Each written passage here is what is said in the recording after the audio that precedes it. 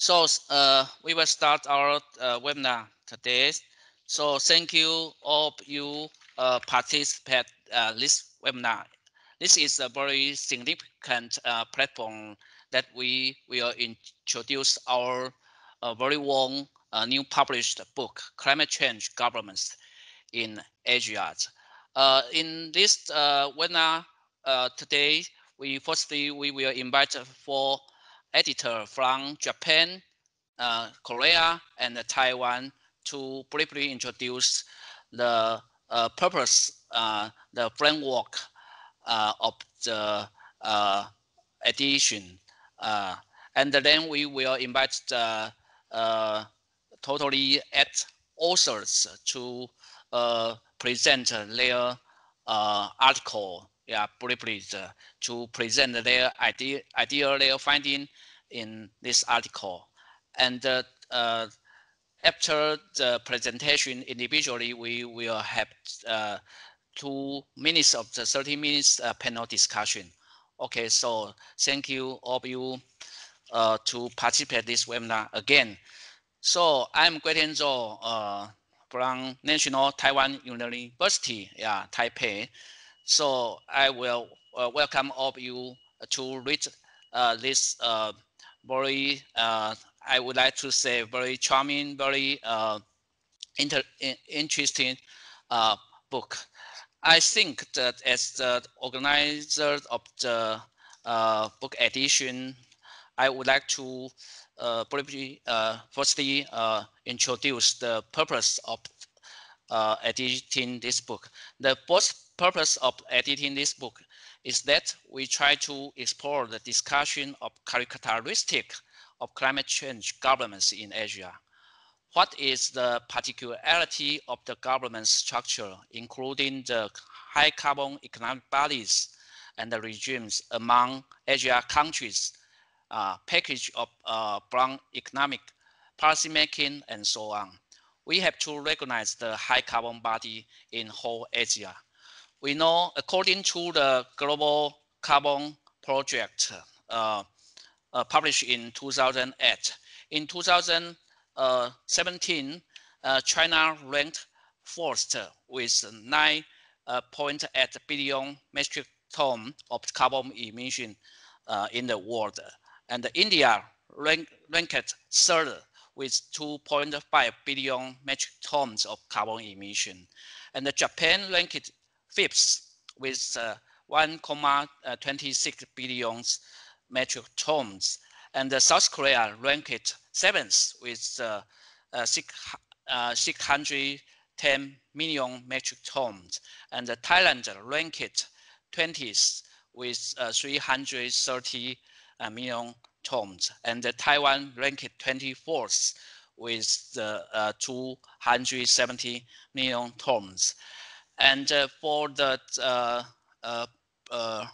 per capita, that Taiwan actually everyone contributed about 10.8 per capita carbon emissions, and that would rank as by the over 10 million population countries. So we would like to say that in whole Asia, that is actually the high carbon economic bodies of the high carbon economic societies. So the second purpose of editing this book is to connect with the first purpose of the governmental toward brown economic with the ideology of developmentalism. We try to examine the issue of development state in terms of explaining the transition to predicament from high carbon to low carbon society in Asia.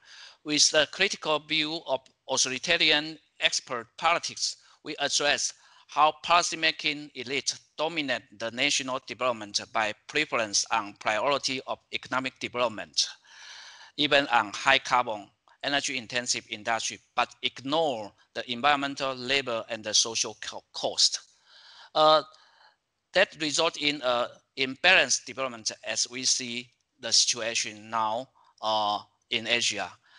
So the third purpose is that we try to engage in the issue of cosmopolitan governments in terms of reflecting its challenge by Asian regional developmentalism.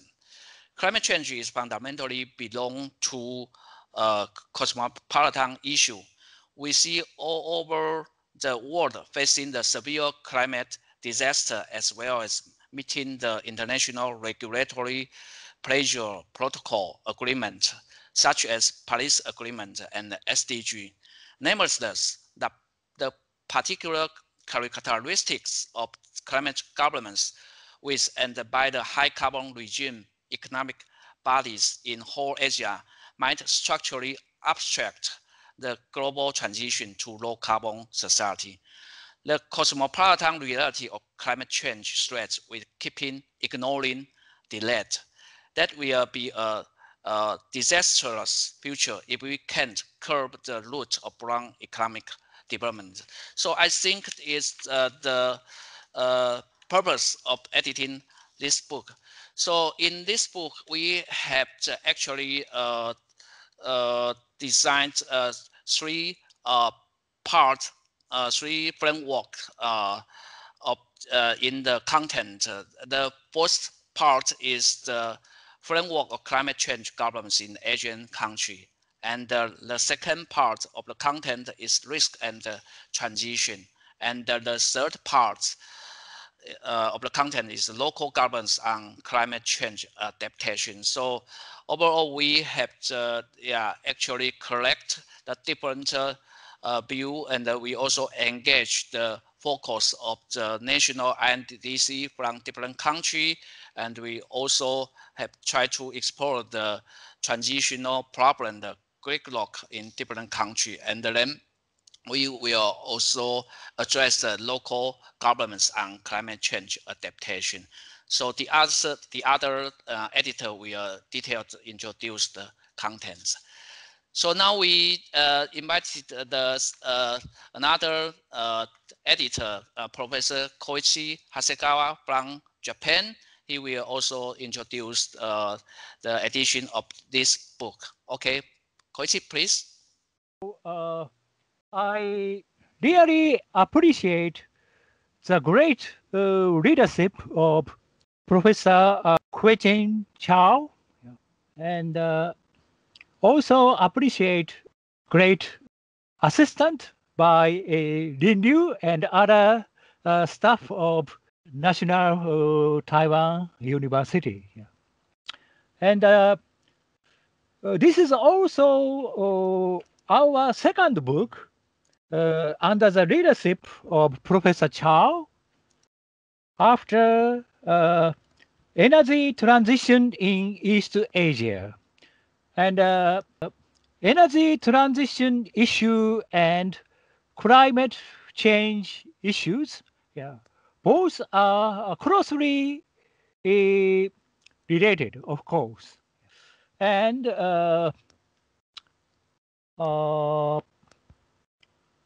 especially each Asian countries are facing energy transition and going forward climate change protection. And in case of EU is leading climate change protection and energy transition. But unfortunately, our Asia has a very huge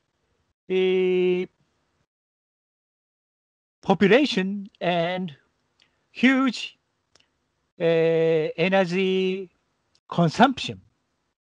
So Asia is high carbon society region. So Asia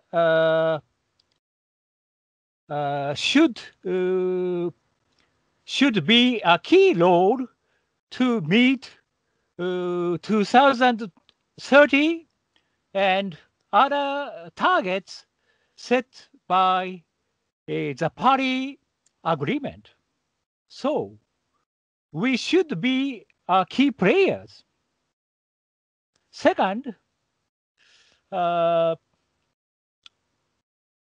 many Asian countries have a authoritarian government history and relatively short history of participatory governance and relatively small environmental NGOs. So encouraging participatory governance with stronger civil society and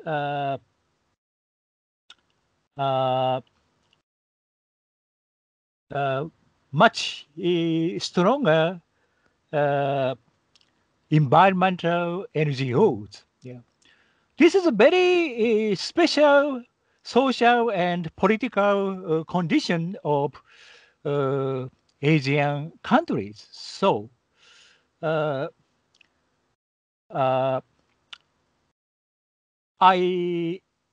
hope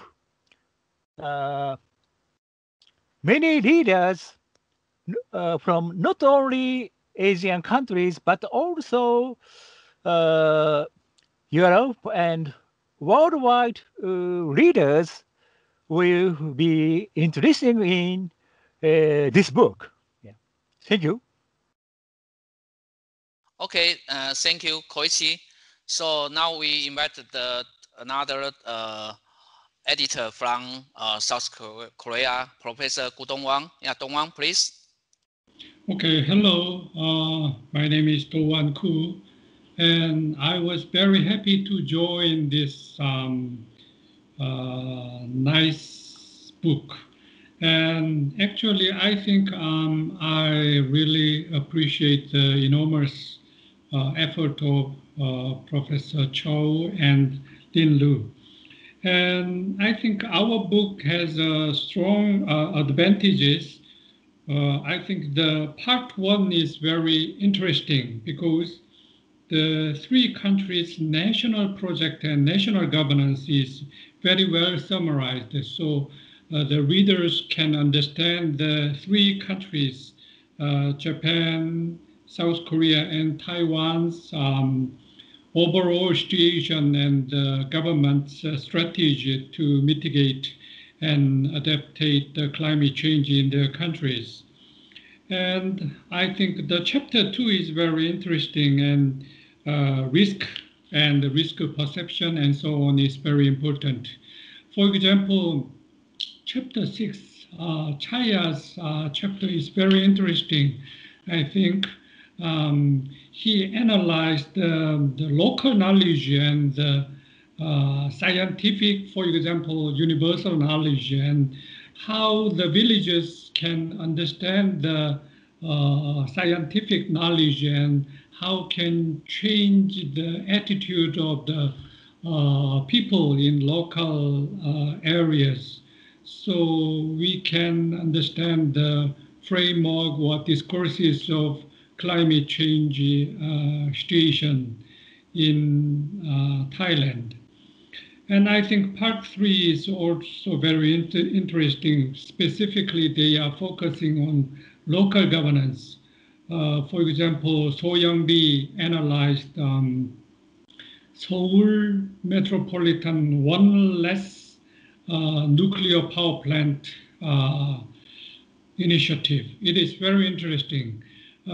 Professor the mayor, Park Won-soon tried to change the energy transition in the scale of Seoul metropolitan area, and he named the project One Less Nuclear Power Plant Initiative. It is very interesting, not just energy transition, but one less nuclear power plant initiative.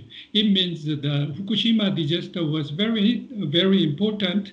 And after Fukushima, he and his colleagues tried to reduce the nuclear power generation. So he and his colleagues named one less nuclear power plant. I think that is very important. Political transition, politics. And and we have lots of interesting cases and knowledges in this book. So I think our book is very successful. Okay, thank you. Okay, thank you, Professor Gudong Wang. So now we invite another editor, Professor Gao Shu-Fen. Yeah, Shu-Fen, please. Okay. Hello, everyone. Well, let me briefly introduce those articles in this book. In the first part, from the chapter 2 to chapter 5, these articles basically is discuss about the intended national determined contributions, which exhibit characteristic of cosmopolitan governance, as well as the carbon emission policy regulation and timeline of each countries. In these countries, in all these chapters, each authors, they also discuss about the transformational challenges faced by their countries due to a high carbon society with regard to their country system, decision-making process, and also social pressures, as well as social conflict discourses, among others. So in the first part, we can find out that these countries, on the surfaces, they have responded to the climate change convention by pleading to commit to INDCs. However, in realities, they are trapped in their domestic high carbon economic structure, resulting in transitional difficulties. I think this is what because of its reliance on the domestic past dependence has locked in these countries, particularly to the brown economies. So I think during the first part, this is a micro analysis to discuss about all these 4 countries, how they encounters in such a transition. And on the second part, it's more deal with the climate knowledge on the micro level. It's deal with the risk or the environmental frames or sustainabilities. So for example, chapter 6, it deals with the example of Thailand. In this article, it shows actual management of climate policies. And if we were to neglect the discussion and understanding of local knowledge, this will lead to a decision-making gap. So it's very important, national interpretation of national important climate information at the global level is relevant to interpretation by local communities of climate information at the local level. And also in chapter 7, this case deals with the risk perceptions of Japanese and the European systems, their risk perception toward energy and climate policies. And in this article, the authors highlight the differences in their perceptions. Therefore, we can observe the attitudes of people in these countries towards climate change or energy policies, and differences in the policy opinions in relation to the cosmopolitan governances. And the chapter 8, it deals with the cases in Taiwan regarding climate policies. The author analyzes the existing system of climate decision making, the real-time climate and energy landscape from the perspective of transitional management of the society and technologies. And the chapter 9, these chapters deal with the ecological modernization.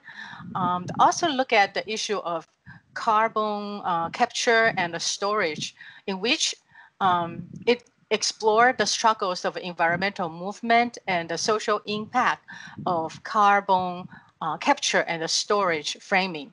And the last chapters in this part 2 discusses 3 cases in South Korea, Seoul, explore how grassroots participation and institutional innovation were able to successfully develop a pathway for sustainability transition.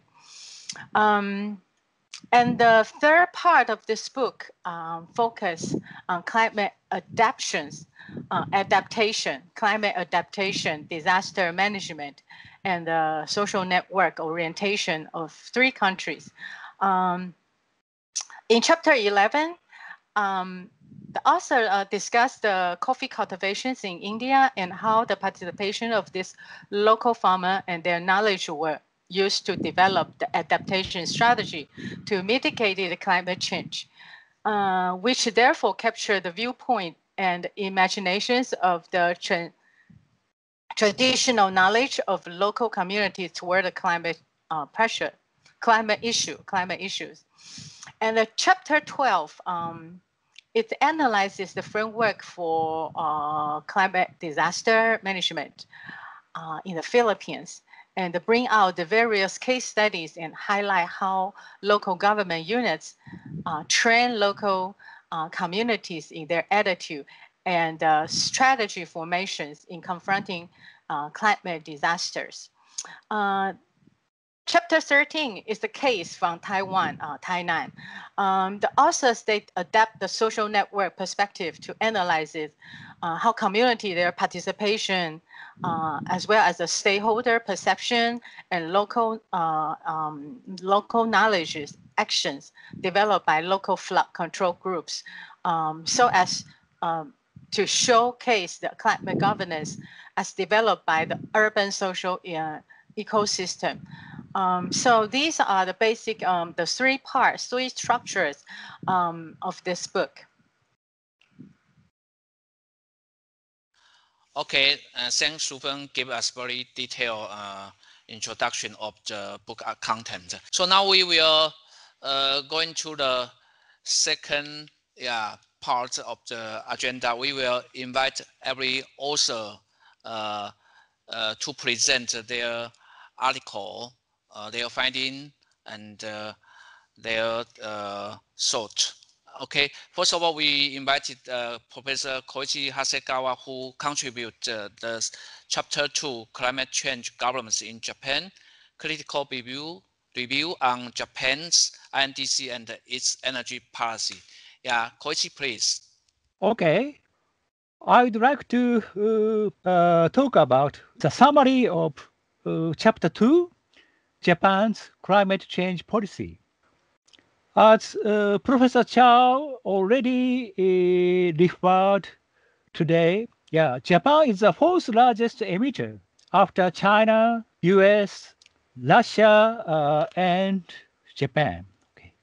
And this is Japan's climate change target by 2030 compared to 2013, 26% decrease. But this number is compared to the year 1990, it's only 18% decrease. So my research question is, what are the major characteristics of climate change governance in Japan? Shortly speaking, central government has been very passive to take active measures like introducing aggressive carbon tax and carbon pricing system.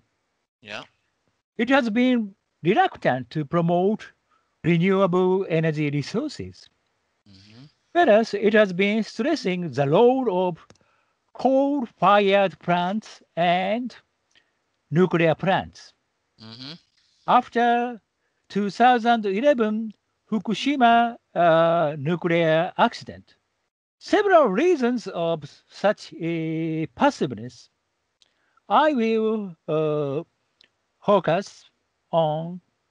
First, closed decision-making process and relatively effective voluntary action plan by Japanese Keidan Ren, and weak political leadership, achieving estimation of the Kyoto Protocol relating to achieving the Kyoto target, and the role of media, and finally, the weakness of Japan's civil society and environmental NGO. So in Japan, the second engagement during 2013 and 2019 with Russia and New Zealand, Japan was non-participation. So in this period, there was no official target. And this is power generation in Japan. After the Fukushima nuclear accident, the total power generation is decreasing. So it's already started the decoupling process of economic development and power generation. But now almost 80% electricity is produced by thermal plant, LNG and coal-fired plant. Renewable energy sources only more than 12%. So our topic, climate change governance. So I think in the context of climate change governance, important point is participatory governance, especially the participation of multiple of stakeholders. But in Japan, the political opportunity structure, especially on climate change policy and energy policy, has been very closed. So I think Japanese society do not have the real meaning of the system of climate change governance. And the voluntary action plan led by Keidan Ren, it's just voluntary action. No legal background, no obligation of the target. But in fact, it has been functioning effective. Why this voluntary action plan has been effective? For example, 83% of the industry and energy transforming sector was covered, and this Keidan Ren has been working like a quasi ministry, like a quasi government section, and one industrial sector like steel making sector or automobile sector. Yeah, each industrial sector has each association.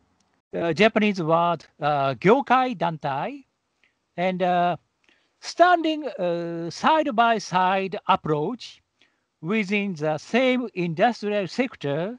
Yeah, this approach has been effective. So in Japanese society, conforming is a basic value. And how about political leadership? Remember COP3 Kyoto Conference in 1997? At that time, Prime Minister Hashimoto and Minister of Environment Hiroshi Oki, yeah, both were taking political leaders as a host country. But these are very exceptional. And most Japan's Minister of Environment go in the, out from almost only 1 year, like a amateur minister. Okay.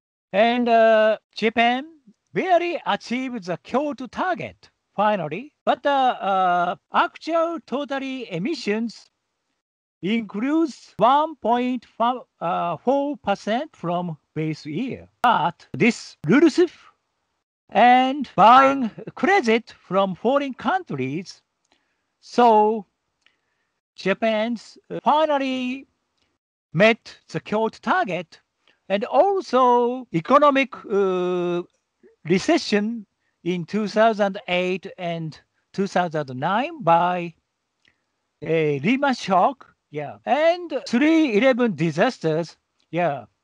These happenings are also contributed, and Japanese government unfortunately giving relatively low estimation of the role of Kyoto Protocol.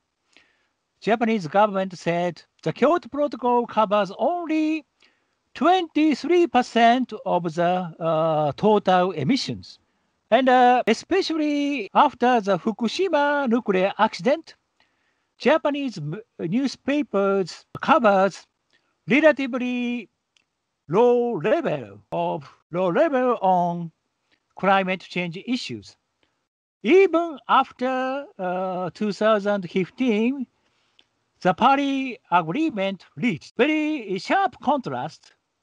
In case of New York Times, after 2013, the ratio is rapidly increasing, especially 2019, the last year. Okay, and the Japanese media is eager to cover the government announcement and relatively negative to the civil society activities, must rally NGOs activities. And at NGOs levels, Japanese NGOs have still small supporters. So unfortunately, Japan has not a national umbrella organizations of environmental NGOs like KFEM in Korea and Taiwan Environmental Protection Union in Taiwan. So this is my conclusion. Reasons of Japanese government passiveness, closed decision-making process, and effective voluntary action plan by Keitan-ren, and weak and unclear political leadership on this issue, and very hard achieving the Kyoto target, and low estimation of the Kyoto Protocol by Japanese industry and the government, and the role of media, and relatively frosty and small support base of citizens' action. Yeah, thank you.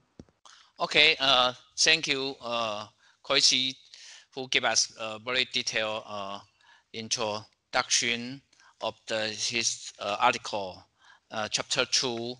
He actually analyzed the transitional predicament and challenges of the in Japan from a high carbon body to low carbon body. Okay, now it's to my turn. Show, I would like to show.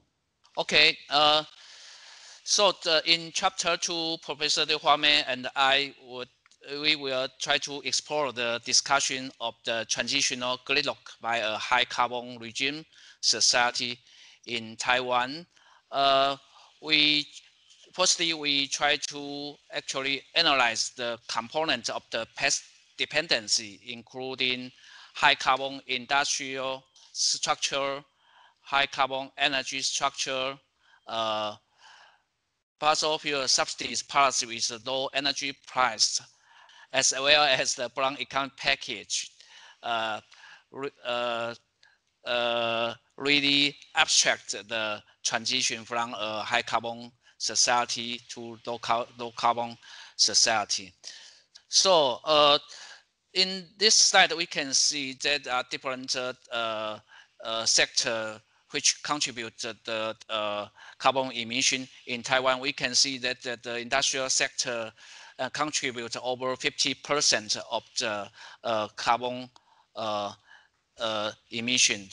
And in the next slide, we can see the petrochemical industry contribute the most one in the industrial sector.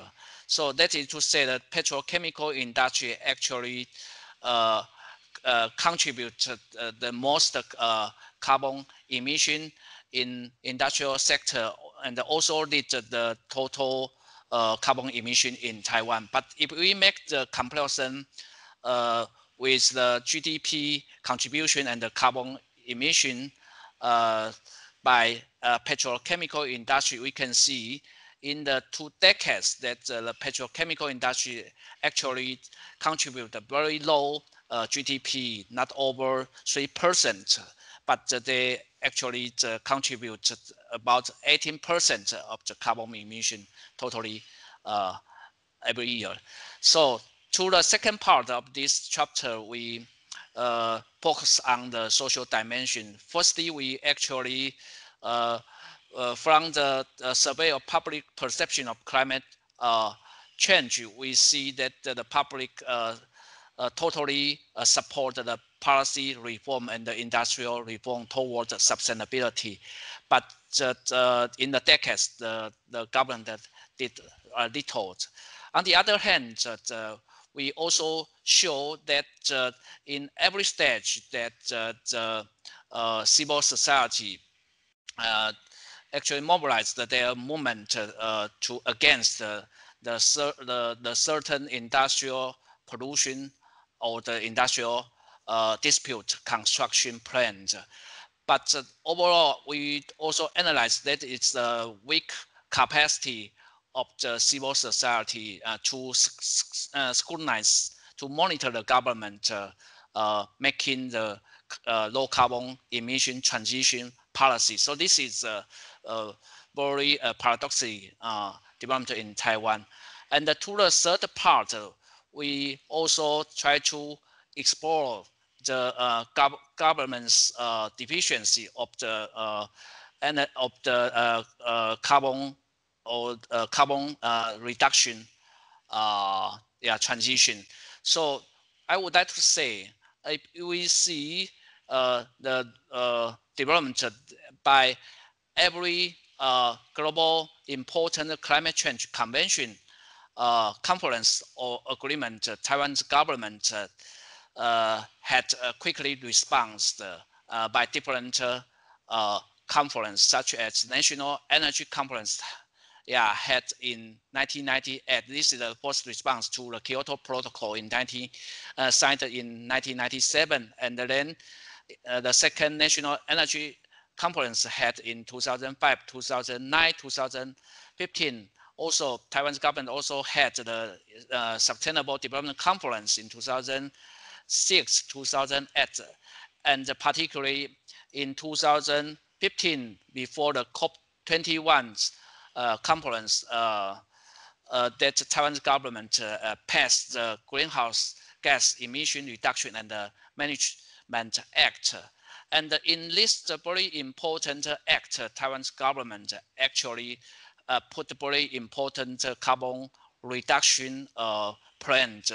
They announced that in 2030, the Taiwan's carbon emission we are back to 2005 baseline, minus 20%.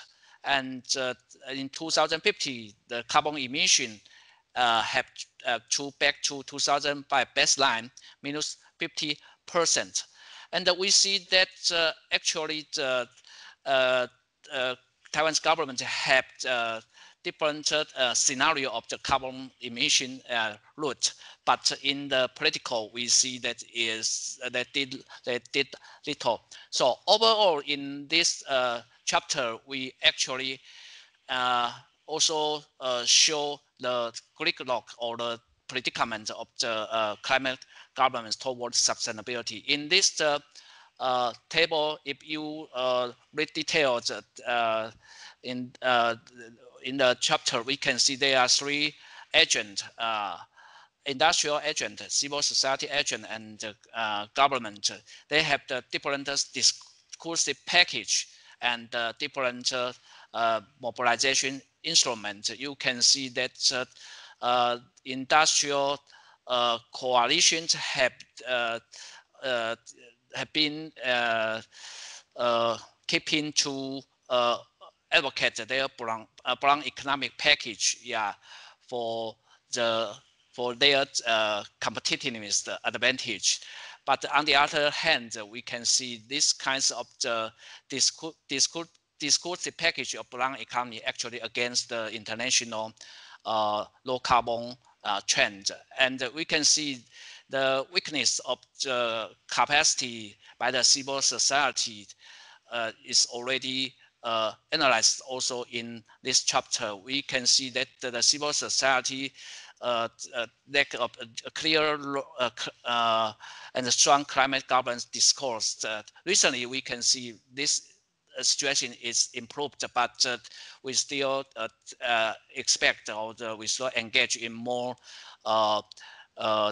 discourse towards the sustainability by and for civil society. And within the governmental ministerial section sectors, we will say they have the debate about the high carbon or low carbon economic development route. So this is relatively chaotic in government's policy making. So we will also analyze that after the new regime get by Democratic Progress Party, they try to engage more policy towards sustainability, but they still face the challenge of the given complex industrial interest complex and the given brown economic package. I think this is a very challengeable. So overall, I would like to say that would lead to the gridlock of the transition from a high carbon society to low carbon society. This is a very typical carbon lock-in by the different structural components of the past dependency. I think this is the very important points we want to raise in this chapter. Okay, thank you. So we go forward to the chapter 7. Professor Midori Aoyagi will give us the presentation for the chapter for her title, Risk Perception and the Attitude Towards National Energy Choice and the Climate Change in Japan and the European countries. Yeah, Midori, please. Good morning. My name is Midori Aoyagi from Japan. Today I talk about my chapter, Risk Perception and the Attitude Towards National Energy Choices and Climate Change in Japan and the European countries. And the point of this paper is as follows. And the Japanese climate change policy and energy policy after the Kyoto Protocol. The first is the media coverage. I discuss about the media coverage of the climate change. The first, I think that this media attitude has huge impact for constructing public attitude toward climate change. So the discussing media coverage of energy issues and the climate change issues is the useful way to confirm or discuss whether public think those two targets are related topics or not. And then I discuss about the media campaign by the Ministry of the Environment. For example, Coolbees, team -6%, and so on and so on. And there are the huge media campaign by the ministry. And that also impact the public attitude toward the climate change. And we then discuss about the media coverage of the climate change issues and energy issues. And we found that there is no or more low connection between those two issues in terms of the media coverage. Okay, then the next part is the result of the public opinion survey in Japan and the 4 European countries. We had a joint project with European 4 countries about the climate change and energy issues in 2016, so that I used I discussed about the result of those public opinion surveys, and we found that in every country, we found that the negative response to fossil fuels such as coal, oil, and natural gas and nuclear power generation. And also we found in every country positive response to wind and solar power, I mean renewables. Okay, so the first, and there are lots of events of climate change issues from 2000 and now. And for example, in early 2000 there was issues about U.S. withdrawal from the Kyoto Protocol, and then Kyoto Protocol, and then from 2007 to 2008, climate change was a big issue in G8 summit. In 2007 in Germany and 2008 in Japan. And then in 2009, there was a COP15 in Copenhagen, and there was a huge issues in Copenhagen summit. And then we had 2011, the Great East Japan earthquake, and the Japanese situation had drastically changed in terms of the energy issues and other issues as well. And then 2015, we had COP21, and we have now Paris Agreement, and then the next year, 2016, we had SDGs. There are several events concerning the climate change issues, and the landscape has completely different from in early 2000 and now in this 10 years. No, in this 20 years. And we, with Max L. Boykoff in Colorado University in the US, we tracked the world newspaper coverage of climate change or global warming. That those peaks are corresponding to the big events I talked before. For example, the highest peak is Copenhagen COP15, and the next is the Paris Agreement and the SDGs and the recent natural disaster of the natural climate change caused by the natural climate change. And this is a world trend. And the next, this is a trend in Asian newspaper coverage of climate change or global warming. The yellow one is the Mainichi Shimbun, one of the Japanese newspapers. And the next, the violet one is Asahi Shimbun. This is also one of the Japanese newspapers. And the light blue, this is Yomiuri Shimbun. This is also the Japanese newspapers, one of the Japanese newspapers. You can see that from 2004 to 2010, Japanese newspapers covered a lot compared to other Asian newspapers about climate change or global warming. But after 2011, the coverage of the other Asian newspapers are increasing so that there is no difference between newspapers, and so that there is a huge newspaper coverage of climate change issues in every Asian newspapers. And okay, but the problem is the content of the newspaper coverage, and these three tables show the connecting articles with energy issues with climate change issues. The first one shows that the newspaper coverage percentage of articles refer to climate change in the basic energy plan articles. In total, from 2011 to 2014, about, for example, 2014, only 12% of the articles of the basic energy plan refers to climate change, so that the audiences or readers cannot have any clue about the connection of the policy and energy policy and climate change. The second table shows that the newspaper coverage percentage of the articles refer to basic energy plan in the climate change articles. That's only 22. In 2014, it's only 2.4% to 2.8%.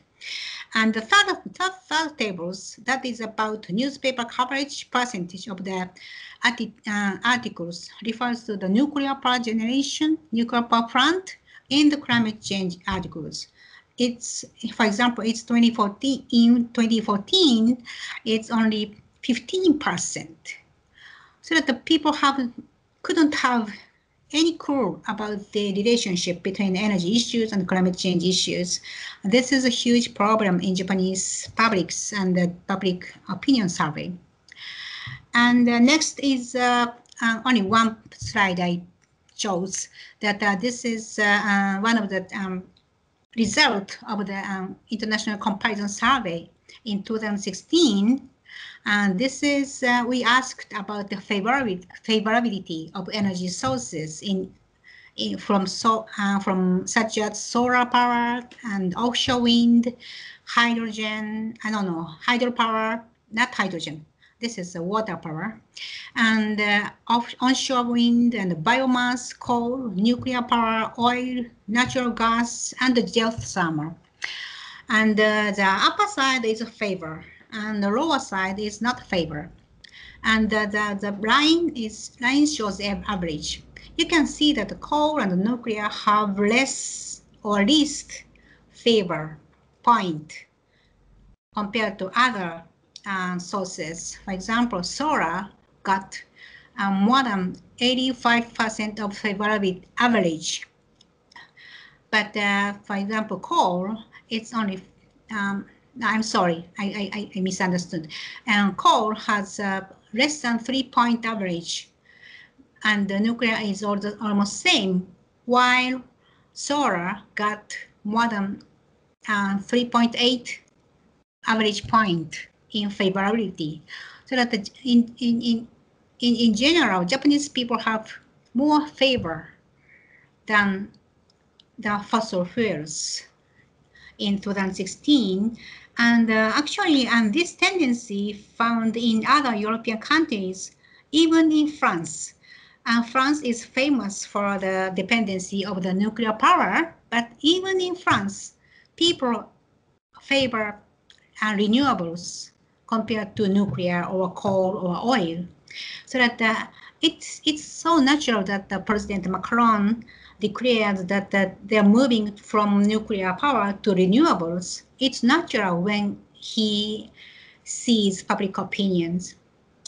And this is, I picked this table from the Agency of the Energy and Resources website, and it shows that in 2016, how progress achieved in each country about the Paris target. And Japan, the gray area shows nuclear power, a contribution from the nuclear power generation.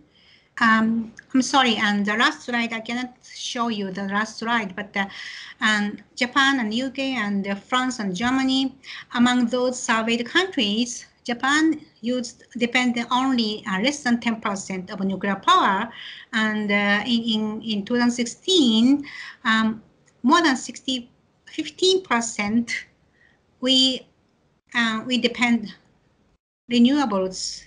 More than 15%, and for example, in France, 74% of electricity depend on the nuclear power, and 18% in renewables. So that the Japanese we achieved a lot in concerning the Paris Agreement. So that's it. So that okay, thank you. That's it. That's the end of my presentation. Thank you.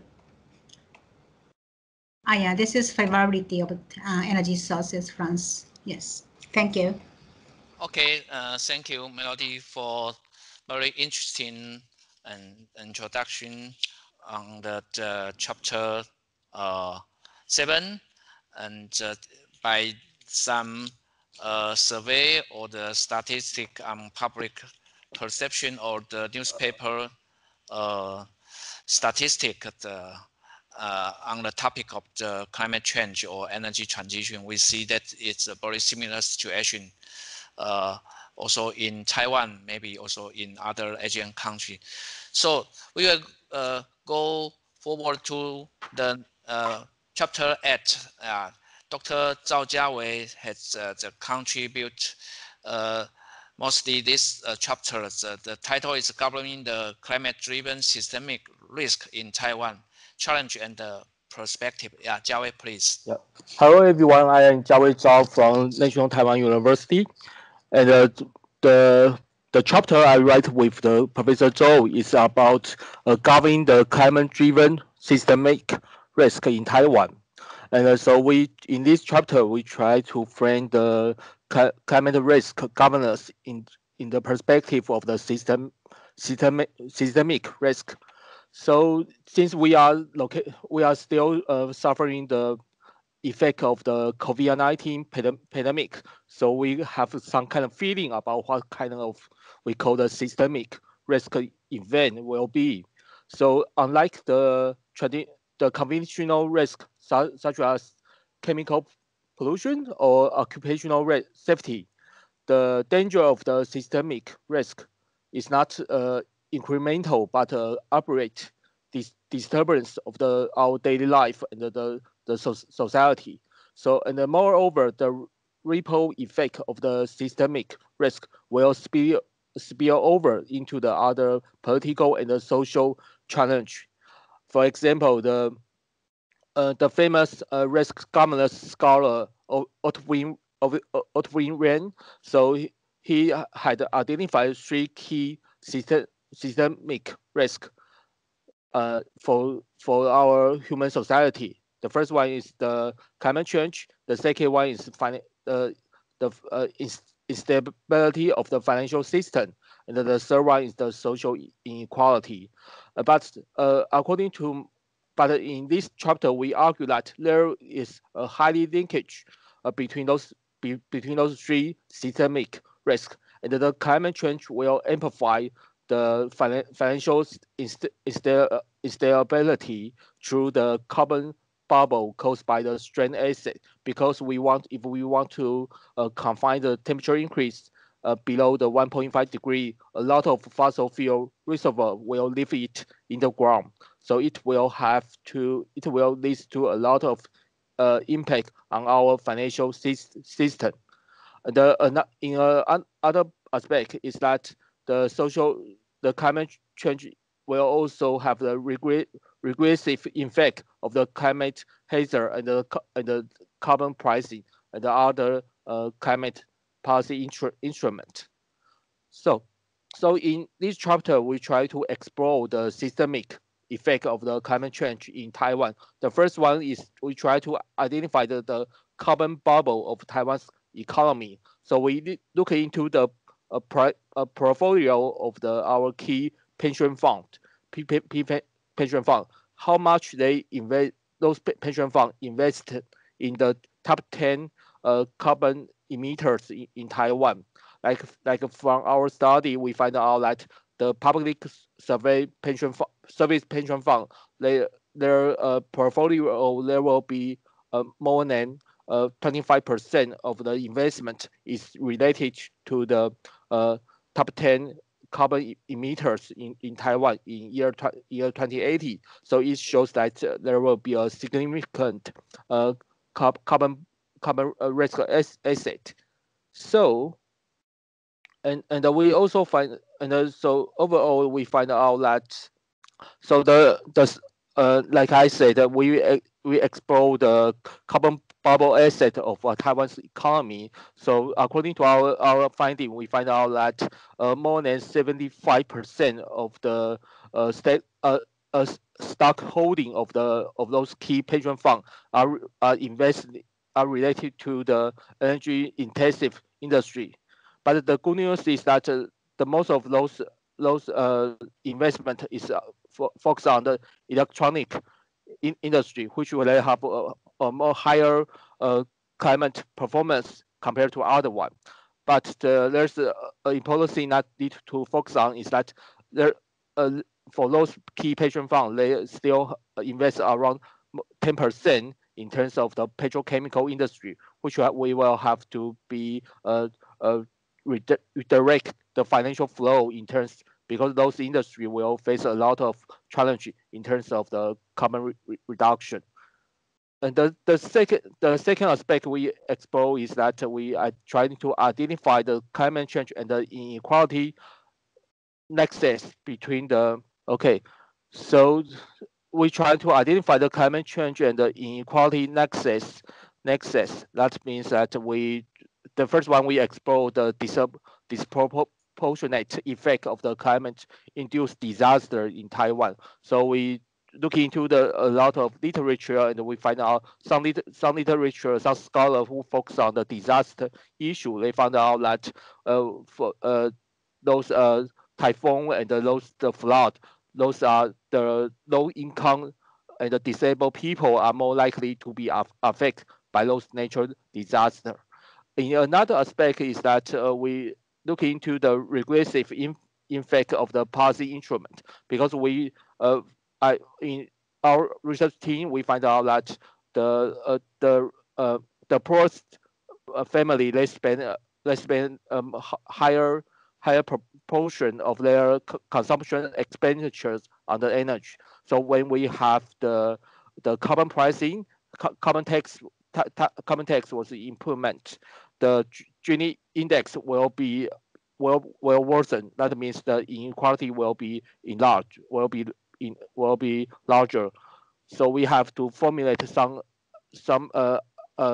governance measure to counter this effect. So in this chapter, we propose a governance framework to bridge the gap. So we follow the suggestion from the IRGC, the International Risk Governance Council. They propose a framework to govern the systemic risk. So we apply this framework into our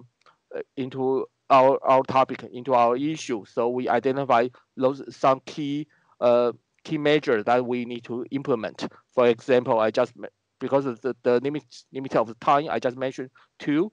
The first one is that when we're doing the climate risk scenario, right now, we have to identify we should include the systemic risk issue into the regular climate scenario study. In the meantime, we don't have this kind of concept.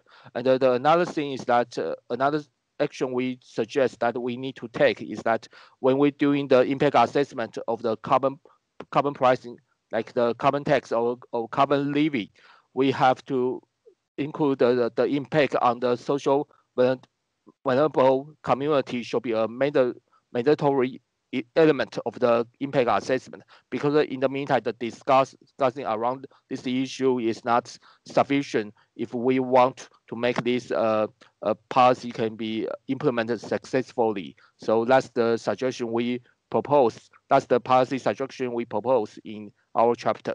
So this is the end of my presentation. Okay, thank Chia-Wei for introducing chapter 8, and we have the next presenter, Anshu from India, who contributed the chapter 11. The title is Rethinking Adaptation to Climate Change for the Policy Landscape of India. Yeah, Anshu, please. Thank you everyone for giving me this opportunity. I will quickly share my screen. So I will quickly provide an overview of chapter 11, Rethinking Adaptation to Climate Change for Policy Landscape of India. In this chapter, I explore 4 questions. First is, how is adaptation conceptualized in the policy landscape of India? Which factors influence this conceptualization? What are the challenges offered by this conceptualization? And how can we inform it in a way that we may improve it going forward? To engage with these questions, this chapter picks up on the specific case study of risk-based weather insurance for coffee growers in South India.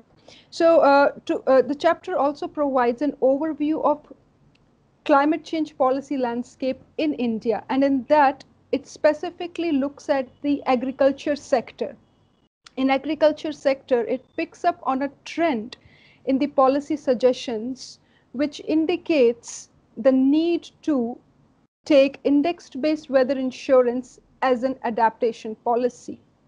I argue in the chapter that index-based weather insurance has existed prior to any discussions on climate change. So we go on to explore what are the implications of taking a strategy which existed prior to any discussions on climate change and using it as an adaptation strategy. What does this transition imply about conceptualization of adaptation in general in India? So this transition indicates a trend of piggybacking on the existing schemes which tend to have a welfare or a weather related implication. Now in the case study that we are specifically looking in this chapter, risk-based weather insurance for coffee growers, as I mentioned, has existed prior to any discussions on climate change. So what happens here is that we see that with time, growers, as time passes on, there is a difference between how growers are facing unprecedented changes in weather pattern and how those experiences are not being able to be captured by the scheme. The first example being fluctuation in rainfall pattern itself. Now the scheme is designed in a way that it captures that it defines what a normal rainfall is. Now, if that normal rainfall has performed, that means the grower gets the,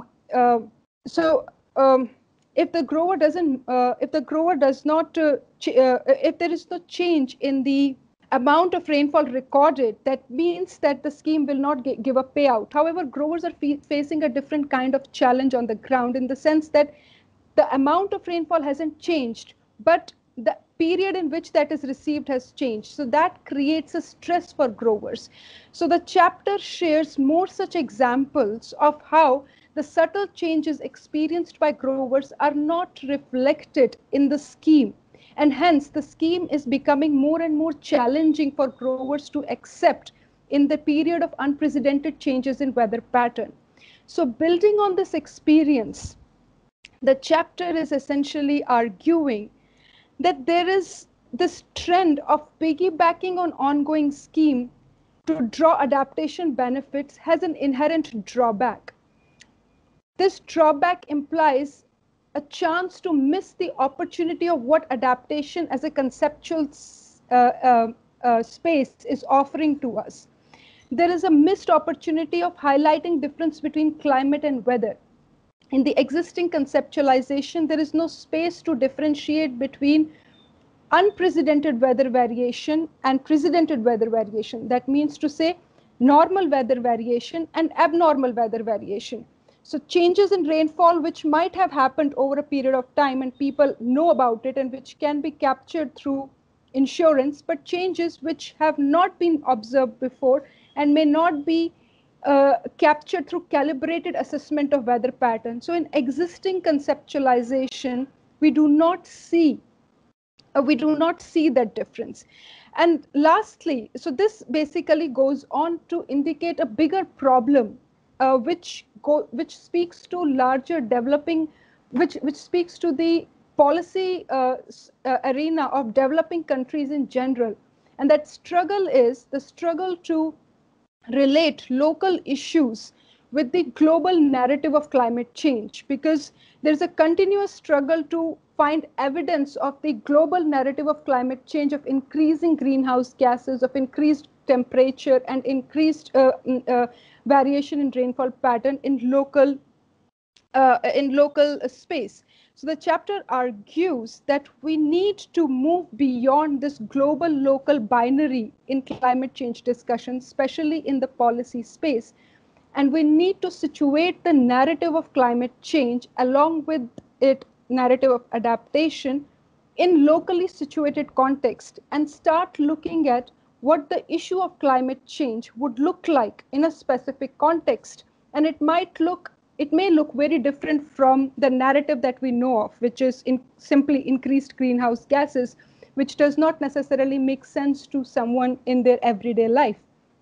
So that's what this chapter is trying to argue, that there is a need for us to situate climate change in developing country context, in lived everyday life context. And the best tool the chapter suggests for that is Donna Haraway's concept of situated knowledges and Mike Hume's concept of cosmopolitan climates, where we give space for the narrative to emerge and do not impose on them top-heavy narratives of climate change. I think with that I will stop, and I'll be very happy to speak more about it in the question and answer session. Thank you so much. Okay, thank Anshu. Give us a brief introduction on chapter 11. So for chapter 6, that Chaya from Thailand has already made the video record. Hello everyone, this is Chaya from Chiang Mai University. Unfortunately, I'm not able to attend the live conference, so here is my narrated presentation. Before proceeding, I'd like to say big thank you to the editors, Professor Shu, Professor Hasegawa, Professor Ku, Professor Kao, and also Linru for making this book chapter happen. In 2012, Thailand, with the help of the German government, GIZ, published the Thailand Climate Change Master Plan. The aim was to provide a better education and better communication about climate change while pursuing a low-carbon society. In the meantime, there has been an increase in number of local, national and international climate organizations working in Thailand to fulfill the mitigation and adaptation projects. Fundamentally, improving climate literacy for Thai people has become a key criteria for getting funded and also a crucial step for these climate projects to be successful. In this chapter, I show how these climate organizations construct discourses and meanings of climate change and how they compare to the lay understanding of the weather for the Thai people. In 2014, there were about 10 climate organizations working in Thailand, and they can be divided into 3 groups.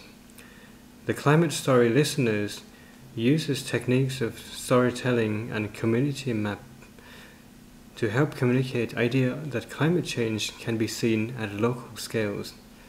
It's caused not by local people but by large corporates and industries.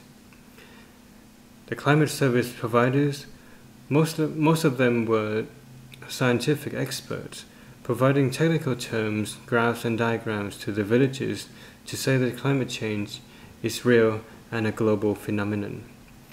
More climatic data means better accuracy in climate predictions. The climate facilitators were mostly GIZ and local governmental authorities. Through rounds of workshop and meetings, they were able to link global and local climates together as part of development projects. Despite their differences, all 3 groups follow a similar climate education strategy. That is to teach the Thai villagers the differences between weather and climate, so that later on they could explain what climate change is. From climate organizations' perspective, learning the word climate is a very good step for climate literacy. But for the lay Thai people, this is a big barrier, because the term climate does not exist in everyday conversations. They don't know climate change, but they understand through their everyday life the term weather changes. It is a cultural, spiritual and place-based, and this is not related to greenhouse gases reduction. So in conclusion, the multiple discourses of climate change are constructed and reconstructed through situated practices of different climate organizations. Climate change can be seen as a local or a global physical change. It is resulted from moral erosion, social inequality, or individual ignorance. It requires urgent action, reformulation of development policy, or mental and spiritual changes. But fundamentally, to successfully govern climate knowledge, it requires redefining and reimagining the local weather in a way that it detaches the weather from a cultural setting. This begs the question of who has the knowledge and who has the authority to solve the problem. With the idea of cosmopolitan climate, I end this chapter by asking what kind of platform and what kind of governance could accommodate multiple climate discourses and knowledges, while at the same time contributing to long-term climate resilience in Thailand in a way that do justice to the cultural context of people's weather in different parts of the country. Thank you very much. Now we invited Professor Leah Abayao. Professor Leah Abayao is a professor of the University of Philippines. She will also briefly introduce the chapter she contributed. The chapter title is Disaster Risk Governance in North Philippines Community, Issue and Perspective in Climate Change Talks. Yeah, please. Hi, I'm Leah Abayao from the University of the Philippines, Baguio. Welcome to Chapter 12, which is on disaster risk governance in Northern Philippine communities. This is a chapter I work with local governments, and it covers issues and prospects in climate change talks as well. So this chapter looks at the official commitments of the Philippine government to disaster risk reduction and climate change adaptation and mitigation, looking at policies, plans, agenda, and structures, specifically the local government units as a frontline agency in implementing specific programs in communities that are also based on national implementing rules and guidelines as approved or directed by national agencies in the Philippines. In covering local governance and disaster risk reduction and management, the case of Northern Philippine communities in disaster risk governance and climate change is unique. You'll find how particular practices at the local level, at the using customary and traditional practices coexist with official governance system in risk management. Issues in local governance exist, but prospects are plenty, and this is well discussed in this chapter. So I would now like to answer a question from one of our readers. So the question from Mercy is, how does DRRM deal with the differences in various communities? If there are conflicts between communities, how does DRRM allocate resources to deal with disaster risk? Well, the answer I would say is that officially the local government units are tasked to plan, allocate funds, and implement activities to deal with disaster risk. Differences in disaster risk conditions in communities are addressed in the plan. The resources are then allocated depending on the needs of communities. On the other hand, customarily, some communities continue with traditional practices to respond to disaster risk. This mechanism coexists with the official practice, as mentioned earlier, but this is rarely captured in official reports and in the monitoring systems. So it's important to take note of this unique practice in many communities, highland communities in the Philippines, because on the one hand, while the local government units are trying to improve their system The way communities adapt to this is to continue with traditional mechanisms to address risks that the disaster risks in their particular areas. I would like to thank Dr. Chou, Dr. Hasegawa, Dr. Ku, and Dr. Kao, our editors, for patiently working on this chapter, and also to Linru for being patient and for doing all the administrative support stuff for all of us authors on this work. Thank you very much. Okay, now we have the next session. We will have the panel discussion. So for 20 minutes. So if anyone has any reflection or comment on the book or the individual or on the individual chapter, yeah, please raise your hand or please express your opinion. Okay. So totally, I would like to say that as the next presenters, Anshu emphasize that we have to actually to reflect the local narrative by the local context. I think this is the similar structure or the similar things in every country. So we see in the different chapter, we see every country has its public preference on climate change or on energy resources. By that, we can see how the public support to the energy or the climate change or low carbon transition in every country. And we also see there are still different type of the industrial coalition who actually met very, fast interest complex who might dominate, the energy or the climate change policies. We can see in different chapter. We can see in Taiwan, in South Korea, or in Japan. We can see the situation that the industrial coalition actually exert their brown economic package to to put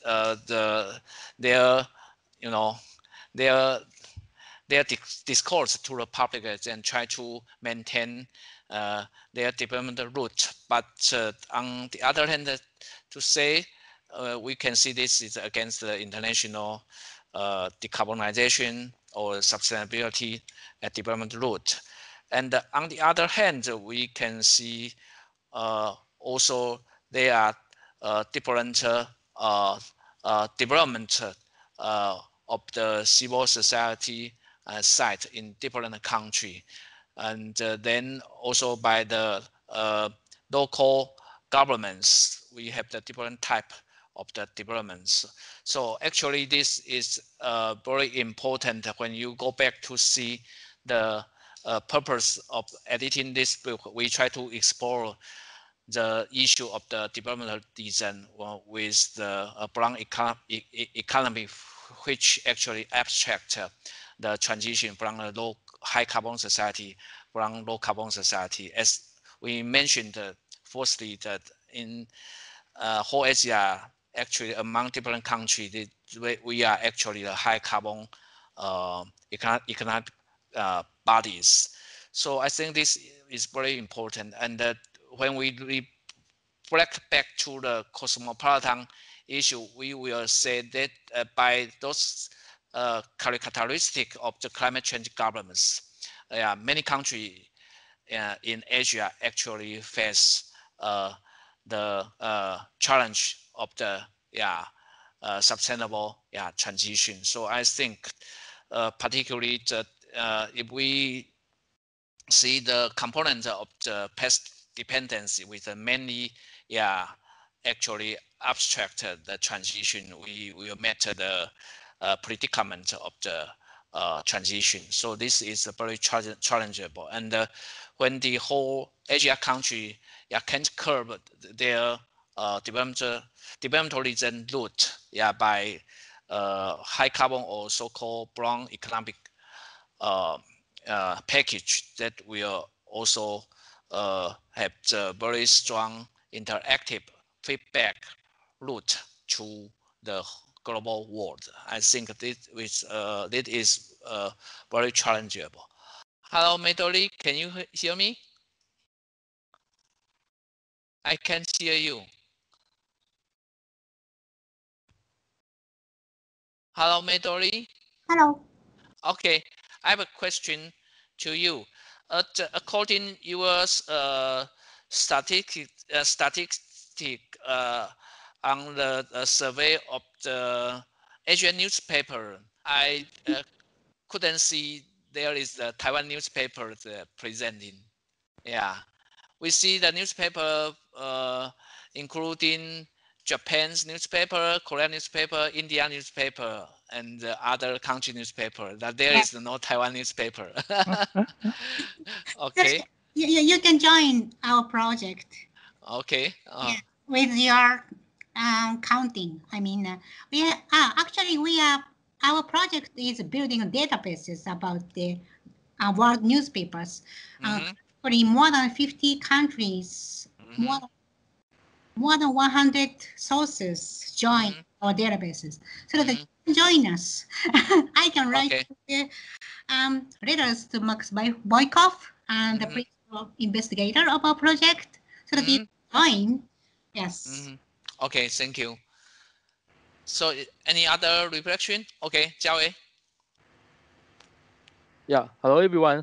And I have a question related to the climate governance in Korea. So I will, maybe the Professor Dr. Gu can respond to that. And as beyond the content of the chapter talk about the climate governance in Korea in our book, we know the existing government had during the election in this April, they are committed to have to propose a Korea Green New Deal. So it seems like there's a huge public momentum to push the kind of like more aggressive and more ambitious climate policy in Korea. So I would like to know what's the observation from the Dr. Gu to see if this kind of public momentum can confront the resistance of the energy intensive and the fossil fuel industry in Korea. Okay, thank you for your question. Actually, I don't have lots of information concerning Korean Green New Deal, but I understand that our new government, Moon Jae-in government, are trying to make a quick energy transition to renewables, and the government, the administration are trying to lots of budgets to improve and to enlarge the renewable energy, for example, photovoltaic and wind power and so on. So I think the Green New Deal is based on, because of the Corona-19, so they are trying to make put lots of budget to renewable side, but many critics criticize that the mitigation target is not so tight, and they don't have lots of, for example, carbon tax policy is not prepared. So they are criticizing that the Moon Jae-in administration are not trying to change the structure of carbon-oriented economy. Okay, that's my inspiration. Okay, thank you. Okay, Koichi? Please. Yeah. Kuei-Tien, your final slide, table of industry, civil society, and state. Yeah. This slide is very interesting, and I think almost very similar situation also in Japan.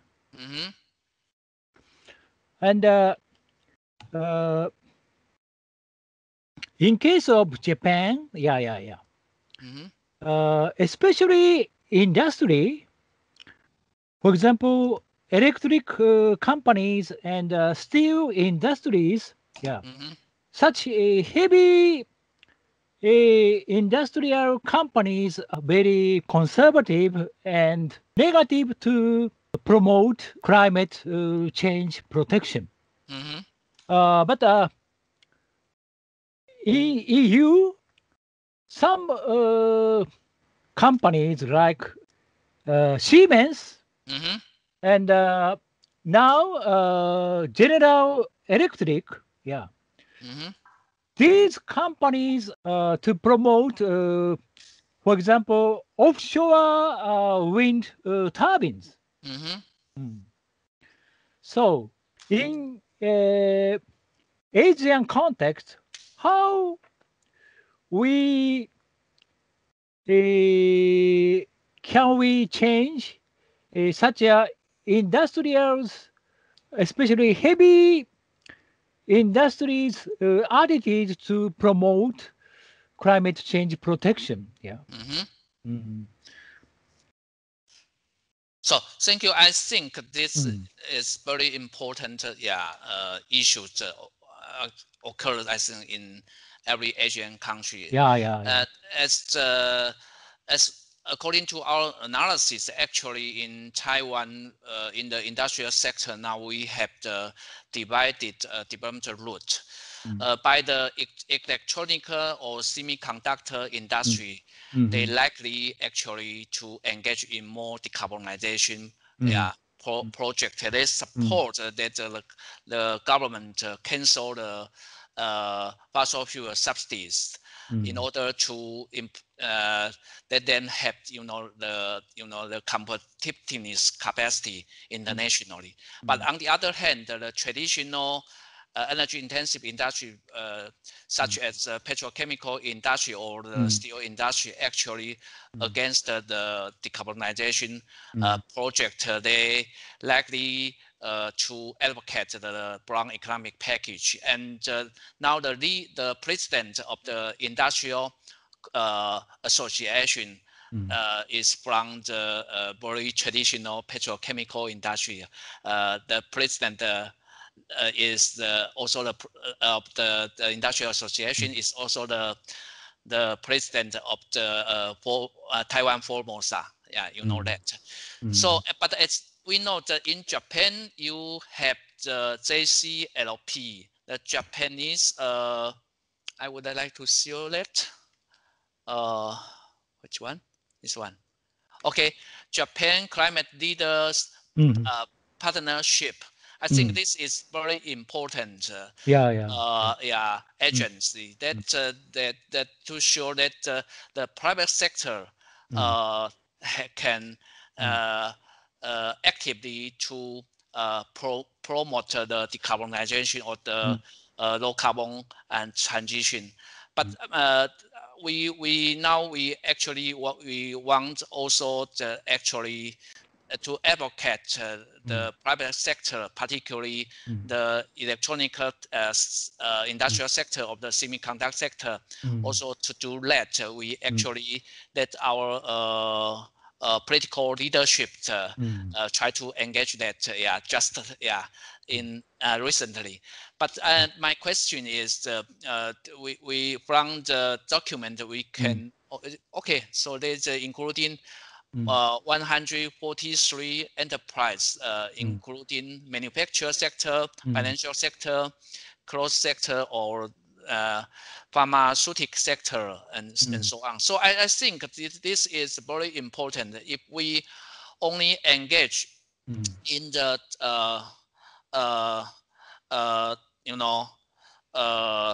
public pleasure to the government, this is not enough, because the governmental agency of the politician would be strongly lobbied or influenced by industrial coalition, which already used to advocate their development region route. So this is actually the very problems of the past dependency in whole Asia, particularly in Taiwan. I see that in Korea, I also see the similar situation.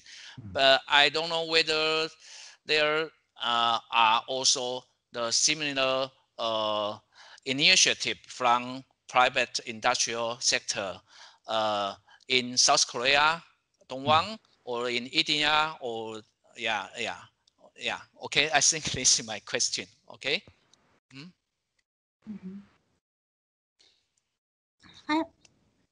Hi. Okay, Midori. Yes, I have one question about last slide, the tables. Taiwan, your presentation. So the conclusion part, you have the tables, and in that table there is no technology, but actually, and as Koichi said, that the technology leading the changes of the sea. For example, in a steel company, they needed new sources of the running, new sources of the melting of steels. For example, in German, and there is one trials for that using hydrogen. For steel companies.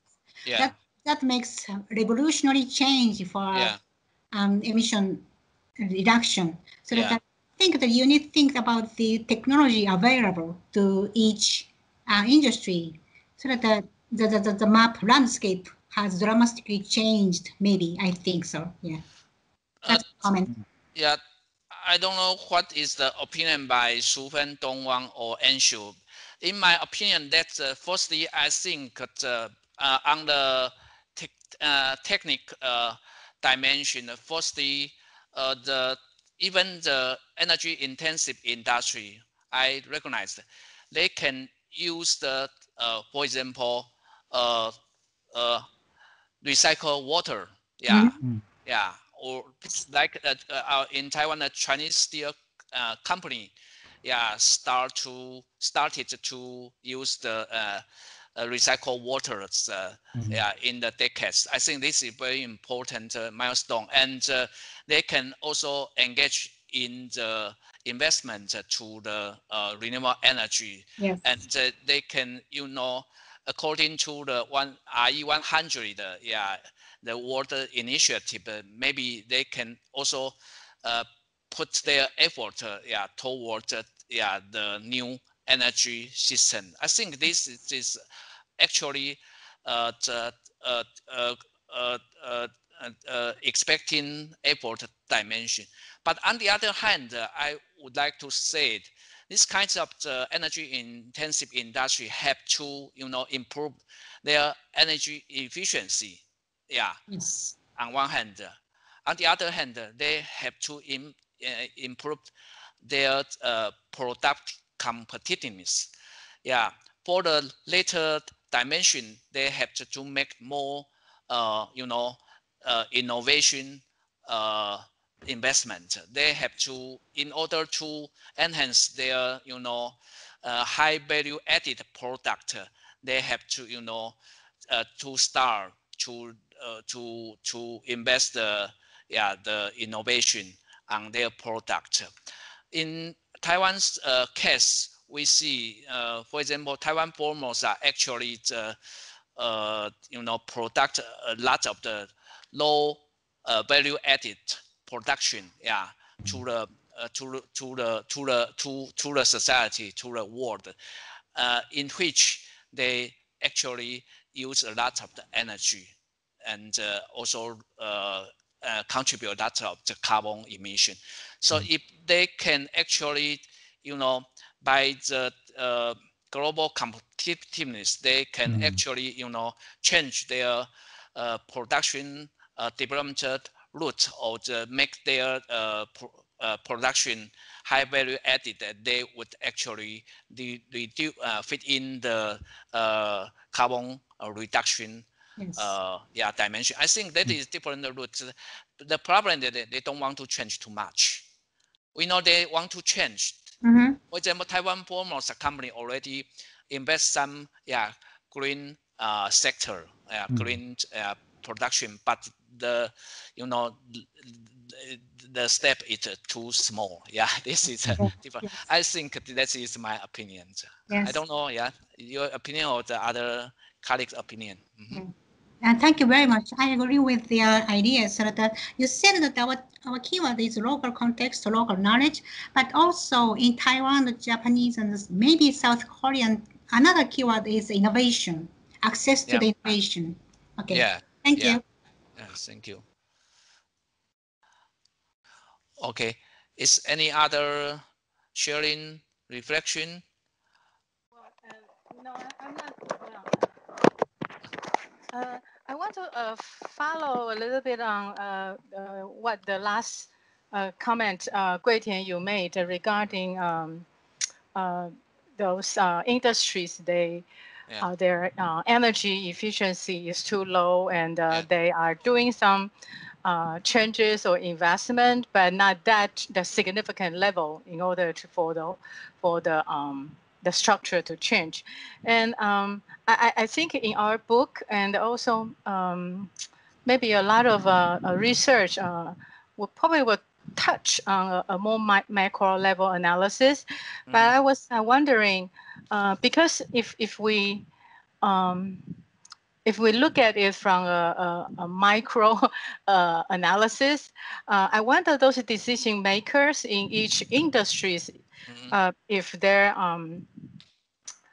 perception or their paradigm, their cognitive paradigms are old, and what if they have enough information and to see how their investment actually will produce a more energy efficiency, more benefit. I think there's a paradigm shift that need to take place in the mind of the decision maker of this big industry, from a more micro level analysis.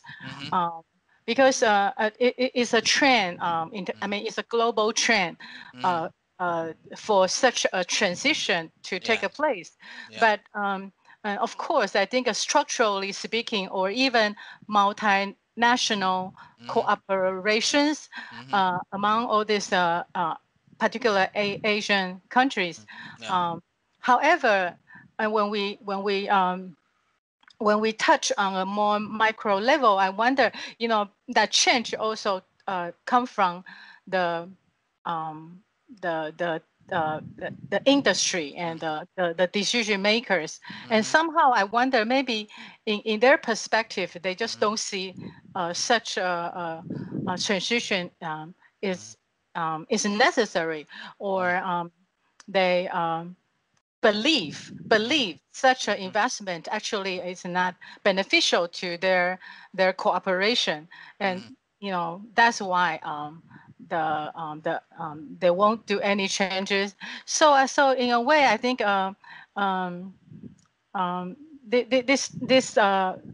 this micro level approaches studies is necessary, and also in terms of mobilizations for how to change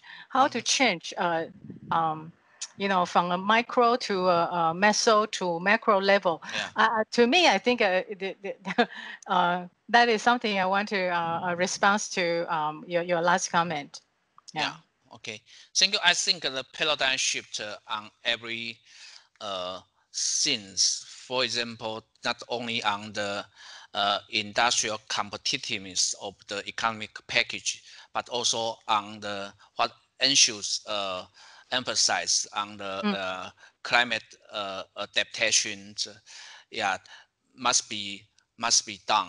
Because to the micro level, we know climate change is a cosmopolitan issue, but actually everyone face the very particular challenge on the local development. So in Anshu's case, that if the Indian government still keep the so-called universal climate change discourse that will not fit in the local adaptive situation. So the same, we go back to see the climate change as a cosmopolitan issue. We try to, in our book, we try to reflect the difference also, and the characteristic of the governments. We see we have the very common characteristic of the government deficiency, due to industrial interest complex, public support, and the governmental policy, inaction policy, and so on. So this is actually very challengeable. And someone, for example, according to the COVID-19 issue, someone challenged that actually the cosmopolitan, governments is not functioning very well. For example, the WHO, actually concealed, some important information, something like it. But actually, the climate change is a cosmopolitan reality. But in the real politics, by the very structured component of the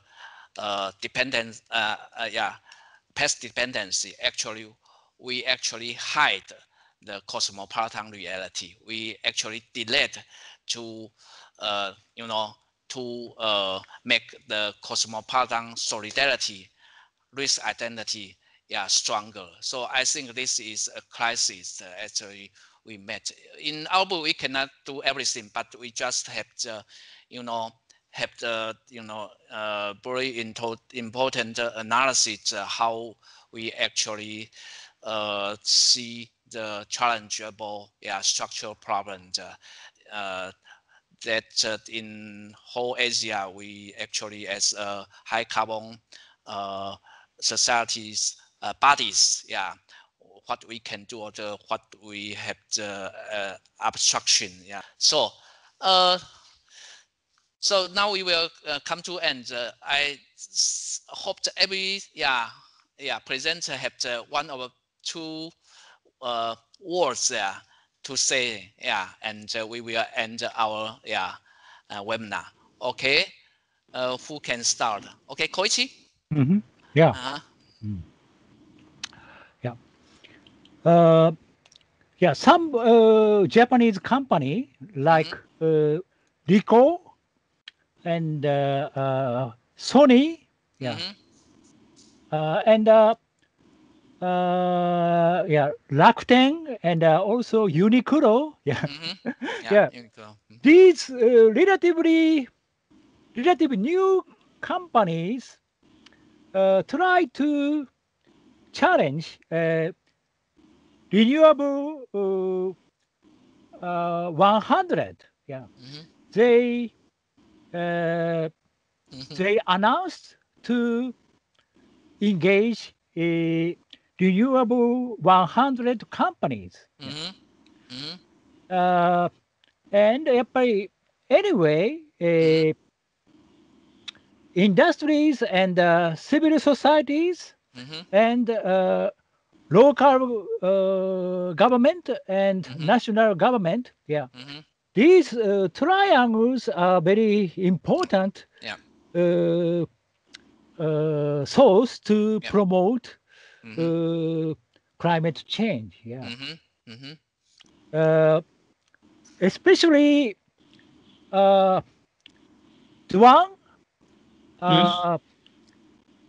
very heavy rain in South Korea and Korean Peninsula yesterday or today. Yes. Yeah. Also Japan, early July and late July. Yeah. We had very heavy rainfall and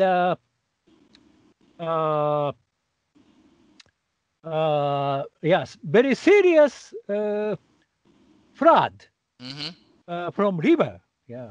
So already we realize climate emergency situation.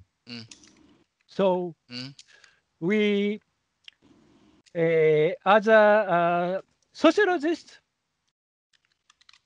we have to encourage climate change protection. Yeah. Okay, thank you. Dowan, please give some words for I think we are living in Asian risk community.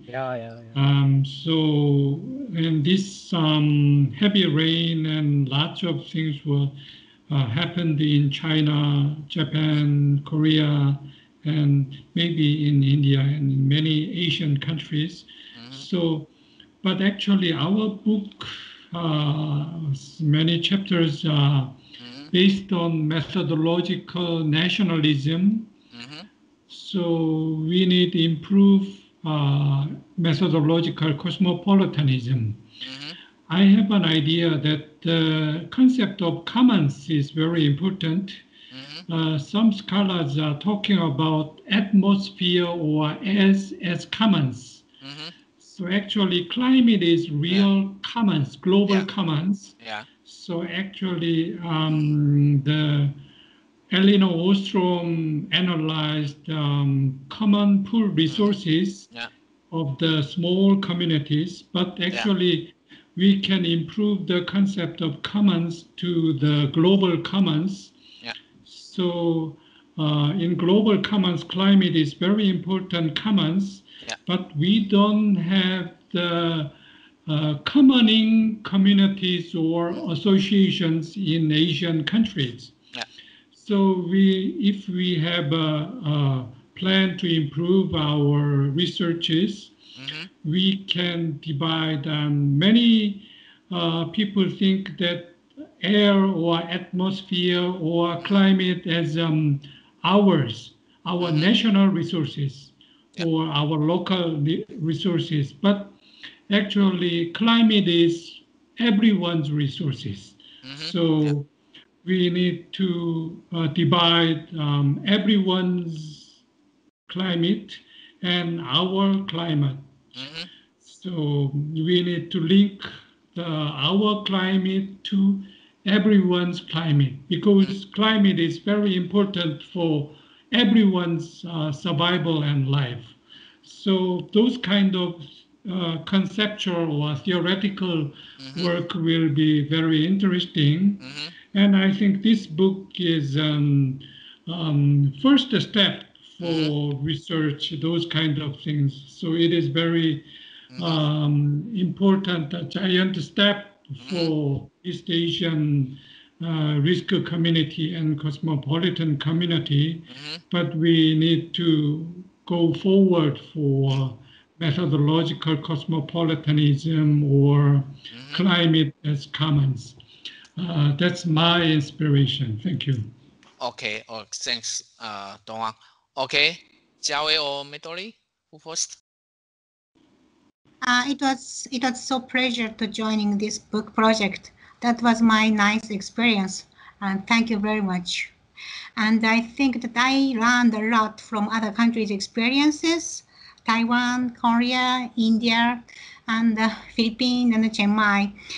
And I think we should continue this kind of project to know each other better, so that we can approach or can do more with all of us. Thank you. Okay, thank you. Okay, Chia-Wei. Okay. So from the systemic risk perspective, we think that the link between the linkage between the COVID-19 pandemic and the climate change issue that maybe need to be highlighted, and we can talk more, we can focus more about on the green recovery discussion in each country. We know that for the I think for the Asia country, the green recovery was much important than the EU. But recently, I think in the media discussion or the public discussion, we did not heard so much talk about the green stimulus and the green recovery except the Korea. So maybe I think this will be a key topic we can work on together. Yeah. Okay. Thanks. Very good idea. Yeah. Okay. And Anshu, give some words. Yeah, thank you so much. This was an excellent learning opportunity. I think the book has beautifully captured a common theme which seems to emerge from all the chapters. And that, to me, that is the need to have more contextualized argument, be it regarding renewable energy, adaptation, or public narratives through media. So the idea here being for Asian communities to have their own space where they share their own narratives without feeling pressurized to speak to the global narrative of climate change. And this, for example, in the renewable energy question that was going on, whether we are actually making independent renewable energy initiatives or whether the developing countries are merely trying to chase targets which are set in the international negotiations. So I think that way this book carves a very unique space for itself, because that this book comes from the Asian perspective, is written by Asian authors, and gives them this and gives their voices space. So I really congratulate all the authors and the editors for this initiative. Thank you.